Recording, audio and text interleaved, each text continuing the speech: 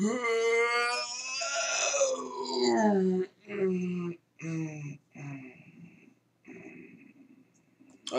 what's up guys? How you guys doing? I just wanted to I got this shirt just so I can mock people about this game. I really don't like it. I really hate it. So just so there's no confusion, by the way. I really don't like this game, Destiny, and I want people to come on my show to pretty much tell me that, hey, look, dude, these are good aspects of the video game. In my last video, I got a lot of responses from that video. Two actually stuck out. One of which, it was a person that told me that I got the storyline mixed up. So I said, okay, fine. I looked it up, and I established I established point-to-point timeline to see exactly where I was missing. I kind of did get some things mixed up, so I apologize for that. However, the storylines just even crumbled even more after that, I'm afraid. So before we jump into that, alright, today we're going to talk about a few other things. I'm going to give you guys, again, 5 questions so there's something to think about during the show. Today we're going to talk about Elder Scrolls lore, one of the races that we talked about yesterday that the Nords basically just completely obliterated after a giant massacre that the Snow Elves that caused themselves. And we're going to see how they caused that for themselves in a little bit. Right now, I want to delve into what people are talking about on my Twitch channel. Those that jump on my Twitch channel, you guys need to start talking. You guys need to start discussing some stuff. You can't just jump on there and watch me play. I know that's what it's for, but at the same time, I like people interacting with me. So try to interact. The more interaction you have, the more chances you can win awesome, cool shit that I'll be giving away secretly for the people that have actually participate in some of the events that I have and some of the things I'm going to do. This weekend in particular, on Friday, I'm going to hold a badass tournament for Rocket League. So it's going to be my team versus a bunch of people online, so you guys better jump online. You guys have a chance to basically play me and anything like that. If you beat us in any of these matches, then I will give you awesome cool prizes and awesome cool stuff. Rocket League, if you have not heard, is a badass video game that's basically a mixture of rally cars and soccer and a little bit of hockey in between. Basically, there's 2 goals. You have cars. You can do a team of 2, 3, and 4. Basically, it's basic goals. You can hit the ball into the goal. But, I mean, the cars can drive up the walls, you can do jumps, you can do flips to kick it in. You can do all these various things for this video game that pretty much makes it very acrobatical compared to any other racing or sports game out there. So it's kind of a new tweak. It's a new thing that gamers are getting into, and I really do. I'm also going to start,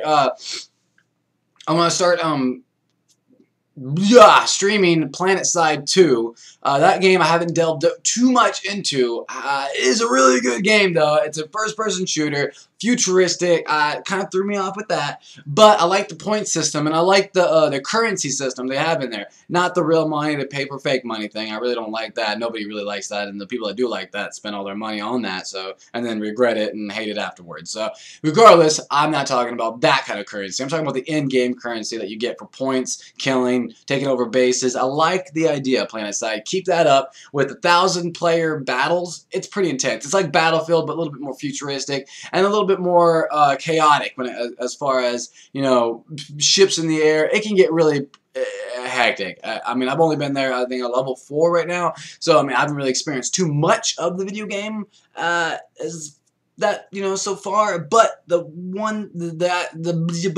can't talk today. What I have seen inside the video game is pretty intense, and I haven't gotten that far. So that just shows you how badass the video game is. A lot of vehicles, a lot of aerial airships, a lot of badass, customization as far as your character. Without paying real money, you have to earn this stuff in the in-game. So it's, all in all, it's a pretty cool concept. I like it. I hope you guys keep it up. All right, Rocket League, fantastic idea. It's very fun, very addicting to master and to get your skills and your talents out there. It is a pretty cool game. I really like it. 3 thumbs right up to 3 thumbs right up So I'm really happy for that game. Also, I need to respond to a lot of these people. Basically, it turns out that I've been missing a key element in my channel. I need to show a little bit of skin. So in that meantime, of me showing just a little bit of skin, just wanted to show you guys. All right, there we go. Okay, see, nipple. All right, there we go. We can move on now. Showed some skin. Sweet. I mean, everyone else is doing it, so fuck off. All right. All right. Elder Scrolls lore. Elder Scrolls lore. We're going to dive into the Snow Elves, aka what is also called the Ice Elves. And they're the only race that actually has a lot of different, surnames or nicknames or whatever. Right now, we're just going to delve into the Snow Elves and Ice Elves. We'll move into the other section of their history in just a second. Right now, the Snow Elves, you got to think about this. All the Myrrh, aka the first creatures of the world, the humanoids of this world of Nirn, are all about magic, alright? Myrrh. That's why all their names end with, that's why the High Elves took the name Altmer. They're all these people, all these elves, they took that name so they can remind themselves of just a bit of what they came from or where they came from. But Myrrh are ancient elves that are all about magic, and because of that, they're very in tune with the earth and magic that their offsprings, or later on their other companions that they evolved from, the High Elves, the Dark Elves, the Snow Elves, the Dwemer, all these elves and creatures came from the Myrrh, which are very magical creatures. Because of this magic, all the other elves are very in tune with magic. Also, most of them are very intelligent as well. So their race is they got it set up really well, basically. The Snow Elves were the first race to ever take over Skyrim. Now, they are very prosperous. They're the only elves in the Myrrh section of the species that were able to adapt very easily to any environment. I think that's why they were known as Snow Elves, though, is because they were basically known to survive in harsh terrain, especially in the cold areas. Skyrim was perfect for that, and their bodies adapt very well to the environment that they lived in for a little bit. So, so after a while, they named themselves Snow Elves for that particular fact. Most people call them the Ice Elves because they did in fact make houses out of igloos type structures. Ice, snow, a lot of it was built into that, and they can actually survive in a really, really, really bad cold environment. So like I said before, because they're magically in tuned, they were able that was one of their abilities, that they were able to adapt to the environment, especially in cold weathers, aka the Snow Elves or Ice Elves. Very prosperous. They were leading into so much magic in Skyrim. They were the first and only residents of Skyrim at this time until the Admorians came, aka the Nords. When the Nords came, the Snow Elves, they only knew just a little bit about humans, and humans that they know of were all about taking over, command and conquer, basically. The Nords were no different. They took basically their lands and needed resources. That's why they moved to this place. The Snow Elves at the time seen no real harm with the Nords. Since the Nords came peacefully, they just said, you know what? We need land and we need resources. Can we mooch off you? Snow Elves had plenty of resources striving through across the lands of Skyrim. So they said, no problem. Come on in. Move on in. However, most of the Snow Elves saw that this was kind of a very bad idea. They knew the history of most humans that they already met. The Cerdillians, they knew a lot of these people take command and conquer. They took over resources. They destroyed resources. They didn't just reuse them or create farms or basically replenish the resources while they're using it. No, they destroyed it, and they were afraid. As the years passed by in peace, the Snow Elves start dwelling on this idea of the Nords eventually waking up and taking over the rest of the land. So basically, resources were now becoming scarce, even more scarce than they were. Snow Elves still had enough room to survive with the Nords. They thought logically it would be a better idea to eliminate the problem before it even becomes an issue. So What they do? They eventually took over and destroyed the biggest encampment they could find of the Nords, which were called the Sarthel. The Sarthel was basically a town that was built over a very badass artifact. This artifact was basically this artifact was supposed to be the destruction of the world, and it could have been if the Snow Elves took over this artifact. It was known as the Eye of Magnus, which in this battle created a faction within the Nords and the humans and all these people because of this artifact. It was called the Psychic Order. The Psychic Order were basically designed to take over artifacts that were not understood so that it wouldn't get into the wrong hands, one of which was the Eye of Lorkadon, or I can't never pronounce that word. And we're going to talk about that in just a second.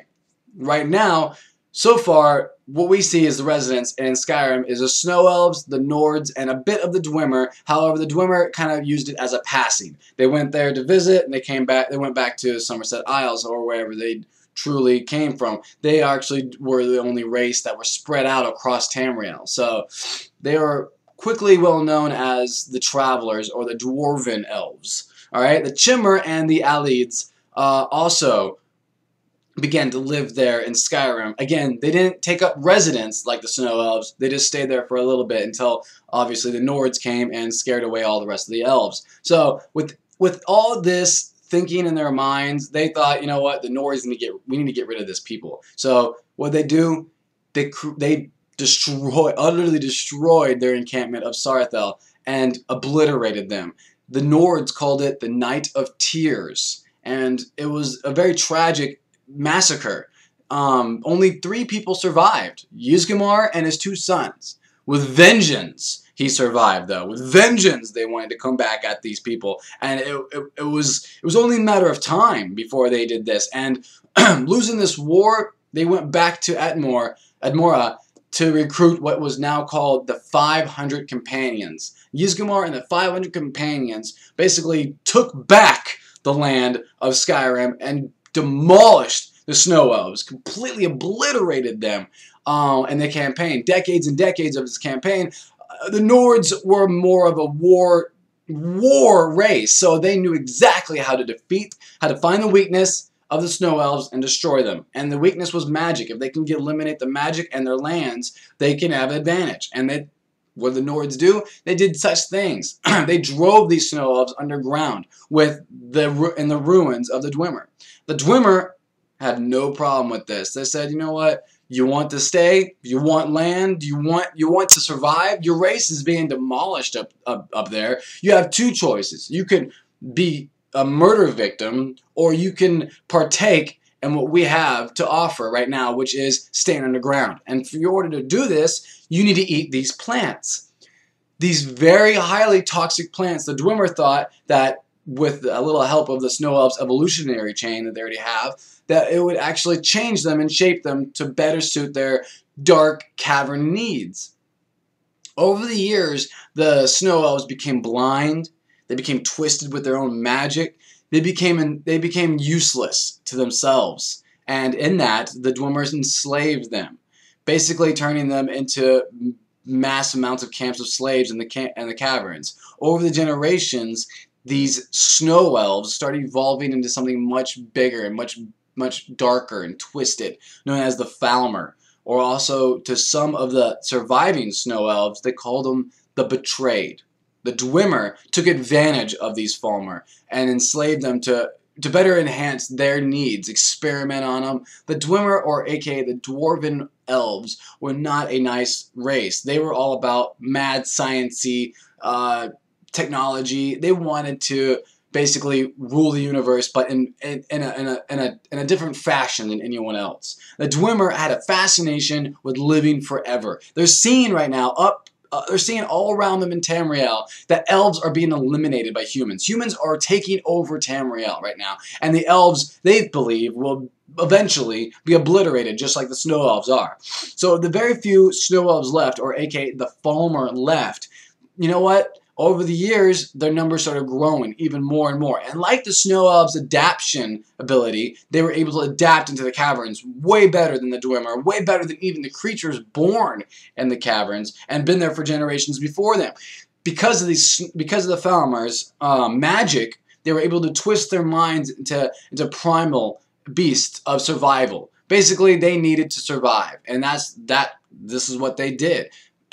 They destroyed and obliterated. I keep saying obliterated. They keep destroying. They destroyed the Dwemer, raced them out of the caverns. They, in turn, wanted more. They wanted to make sure the Nords weren't going to jump in on their little underground fortresses. So what they do, they pushed all the Nords back up to the surface, basically creating two worlds in Skyrim. The above ground, which is a snowy plain of, prosperous, full of resources that they did, untapped magic, all of which of Skyrim could offer the Nords in replenishing their race. Underground was a dark, cold, musky, very hard to live in environment, but the Falmer turned it into a home, which became an underground fortress. With this underground fortress, they created their war with the Dwemer and the Nords, also very quickly known as the War of the Crag. And who won? The Falmer, of course, and a very big amount of them survived. The Dwemer, however, fled to a different war that they thought was way more important. The War of the First Council, which was called, or also the Battle of the Red Mountain. In turn, with all these races turning against each other, the Dwemer did not want to be a victim to all these things. They were smarter than that. So what did they do? They took it upon their leader to find out what they could do to survive. What did their leader suggest? The leader suggests untapped magic, also known as the Heart of Lockerdoran. This heart believed to give them forever life. In return, all we found left of the Dwemer after this experiment was ash. Most believe the Dwemer turned into ash. Others believe they transported into some higher beings. And very few people believe they were teleported into a different world entirely. Only time will tell that what Elder Scrolls or Bethesda Studios will give us after this fact. But this was basically, this is what the Snow Elves turned into. The Snow Elves, with their own doing, destroyed their civilization with paranoia, and in turn came to their senses by recruiting their fellow elven mad scientists to help preserve the race. And in return of that decision, they turned into the Falmer, or also known as the Betrayed. All these events kind of led to themselves and our undoing. It was a very sad story. The Snow Elves were very prosperous and very proud race compared to any other race that there was in there besides the High Elves. That was the equivalency of what their personality was like, except they were a lot more generous, obviously, than the High Elves. But their paranoia and their paranoia got to them at the end and destroyed their home, their life, and even, their way of living forever. And it sucks. But that's the history of the Falmer. I think next time I'm going to talk about the Dwemer, aka the Dwarven Elves. I want to talk about as much of these elves as I can before I move on to something different. But so far, that's the conflict between the Nords and the Snow Elves. The Nords basically were massacred by them, and in return, the Snow Elves were massacred by the Nords, and not just massacred, but obliterated the race. So I keep saying that word, obliterated, whatever. So now, I didn't even mention the 5 questions. Actually, I didn't have 5 questions in this episode, so we're just gonna do the first question. Which on the opening weekend got more sales, the PlayStation 4 or the Xbox One? The Xbox One, okay, we're going to break this down. PlayStation 4 had Sony backing them up. Sony had basically the movies and had entertainment to help provide the advertisement they needed for PlayStation 4. Xbox One had Microsoft. Microsoft owns all of the, basically all of the computer and gaming needs as far as that goes. So they had that for advertisement. So you kind of have to see which one it is. I only know the answer because I know exactly how much money both of them made. And actually, if you watch South Park, then you possibly could find out who did win. You know. Moving on to the plot of the episode, Destiny, and the already destroyed and wrecked plot that it is given us so far. So I want to retaliate for what these two people talked to me about. They said you didn't mention a lot of these aspects and a lot of these things. So why don't you put them into the timeline and then say it out? So okay, let's do it. All right. First, the humans being, you know, a race that we all know since we are humans, being around on Earth, right? Well, we wanted to expand to the skies. So what did we do? We tried to expand to the nearest planet that we could possibly get to in the time and manner, which was Mars. In that planet, we found what was called the Traveler. Now, when the Traveler came, the Traveler offered a lot of technology, a lot of knowledge all around the universe. Because of this, the humans were able to live 3 times longer than normal, so that would give them the time they needed to get across the solar system with the new technology they have. This time, they were able to spread across all the universe and create a civilization all around. Whether there was aliens there or not, that's not known. I don't know yet. But in this time was called the Golden Age, an age of peace, because of the Traveler. The Traveler came, gave them technology knowledge to basically survive, and they did. They went across the universe, taking over the universe, basically. Second, came the collapse, or aka the darkness, which destroyed all those colonized planets that humans colonized over. The great collapse, the darkness, came seeking out his adversary, the Traveler, and in turn he wanted to make an example of the worshippers and destroyed them all. A lot of aliens took shelter to the darkness, just like the humans, the Exio, and and the third race, the Elven race, took over the Traveler. Basically, took aid to the Traveler. Third came the Dinklebots. The Traveler created these bots that we, as gamers, started calling them Dinklebots because of the actor that, yeah, but the Dinklebots resurrected the fallen Guardians during the Great Collapse of the War of the Great Collapse, from the War of the Great Collapse. So, not during, but from the War of the Collapse. I don't know, years after the war, I'm guessing, when the Traveler needed them most, basically, you know, he resurrected them. That's what they're saying. To fight against the darkness with the light, which, again, the Traveler gave the Guardians a weapon, which was called the light. This weapon was the best weapon they could use against the darkness, their foe, the enemy, the true bad guy of the universe. All right. Fourth, they had to destroy the connection between certain aliens and their gods, or aka the darkness that developed these gods. First was the Sword of Crota. The Hive were worshipping this Sword of Crota, and we had to destroy the link, which we did. That's why we went to the moon. We went to the moon to destroy the link of the Sword of Crota from the High Elves, right? Which doesn't matter because we had to fight Crota anyways. So what we just did in that little mission had no effect in the world at all. All right, it was just a fun little mission to play to introduce the Hive. That was it. All right. So in return of us destroying the link between Crota and its Hive, it didn't matter because the expansion came out anyways. And what happened? That happened. All right. Then we got to meet the Exio Stranger, the person lost between time. We never got to know who she is or what she does. All we do know is that she comes from the darkness. That's for sure. She comes from the darkness. She didn't kill the Guardian, so the darkness is now neutral with us.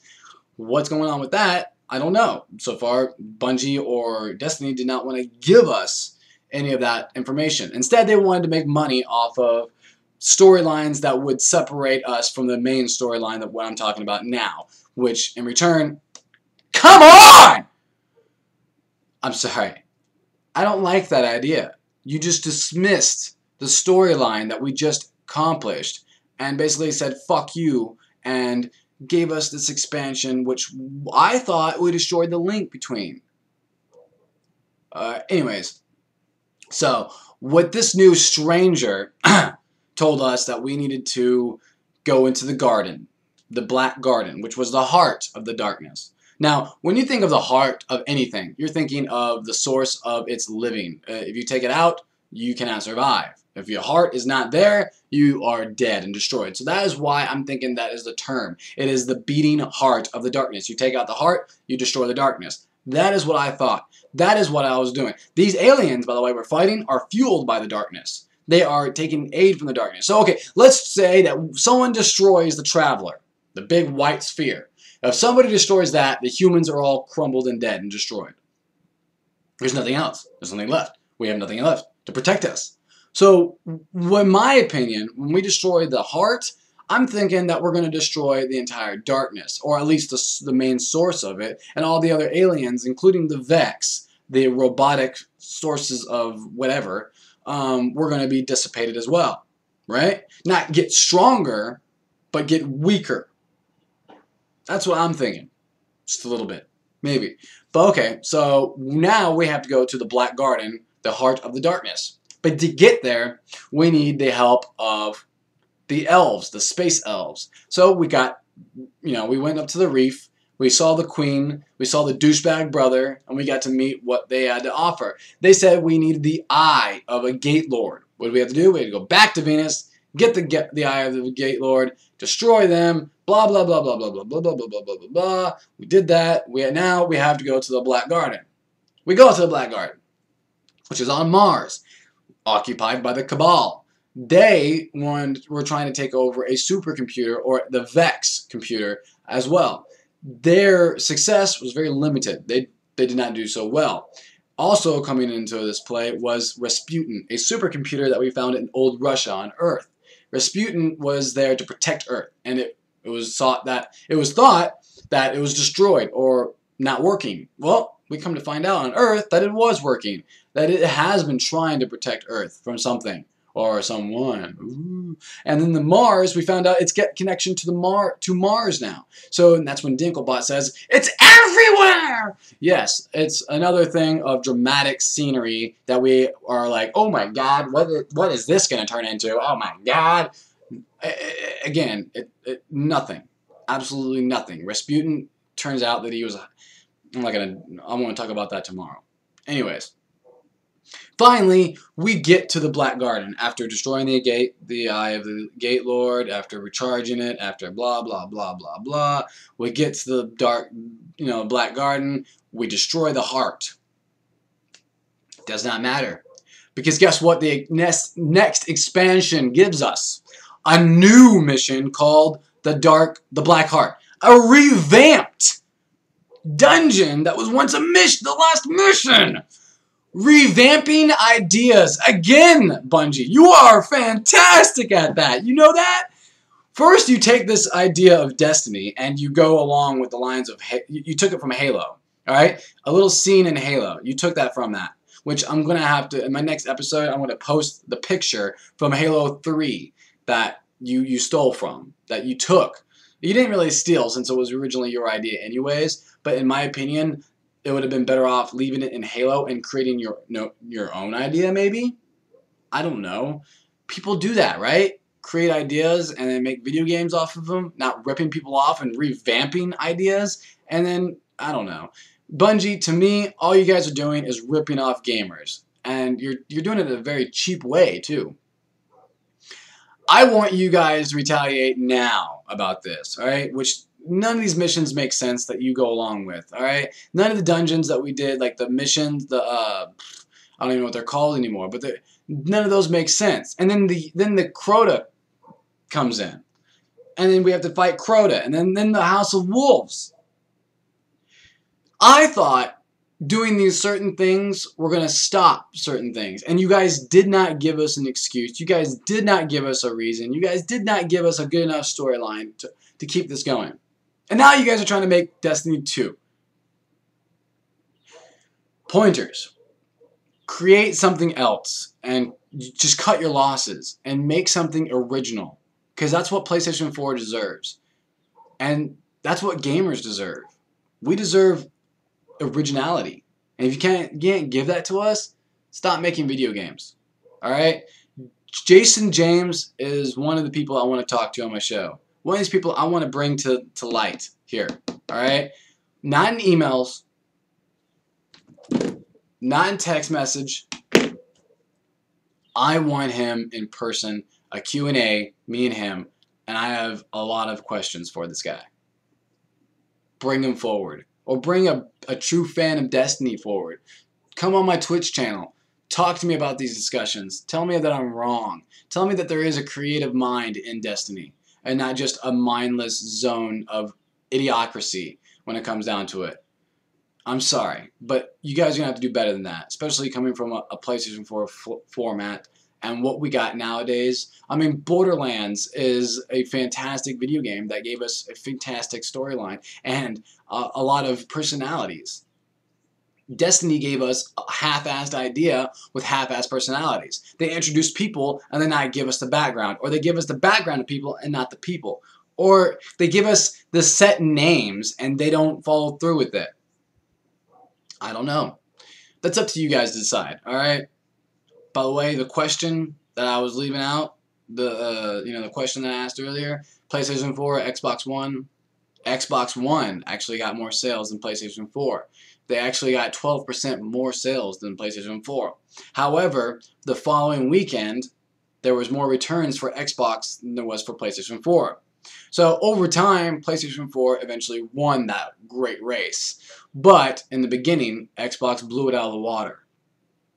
Kind of makes you think about multimedia. Maybe just a little bit. I don't know. I'll catch you guys on again. I'll catch you guys on again tomorrow. I'm going to post up new videos every day of the week, except for, well, Monday through Thursday. I'm going to try to do as much as I possibly can with this. Check me out on Twitch. Email me at jcfuller420@gmail.com. Check me out on twitch.tv/killfuller. Just overall, give me some comments and discussions to talk about.